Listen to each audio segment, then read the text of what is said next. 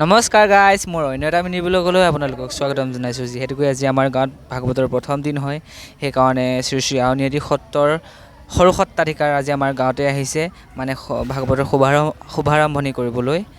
প্ৰথমতে প্ৰভু ঈশ্বৰৰ ভৰি ধুৱাই তাৰপিছত সকলোৱে আদৰণি জনায়।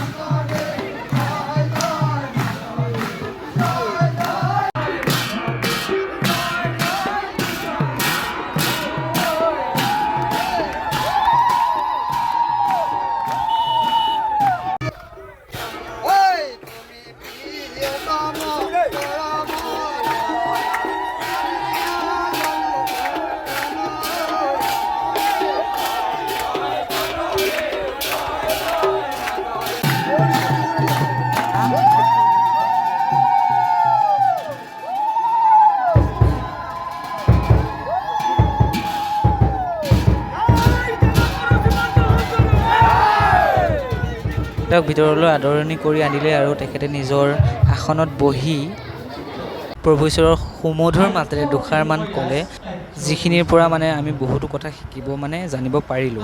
আৰু তেখেতে ভাষণ দিয়াৰ পাছতে ভাগৱতৰ শুভাৰম্ভণি কৰিলে। তাৰপিছতে আমাৰ ভাগৱত আৰম্ভ হ'ল। তেখেত বিদায় ল'লে আমাৰ মাজৰ পৰা। তাৰপিছত আমাৰ ভাগৱত পাঠ অনুষ্ঠান আৰম্ভণি।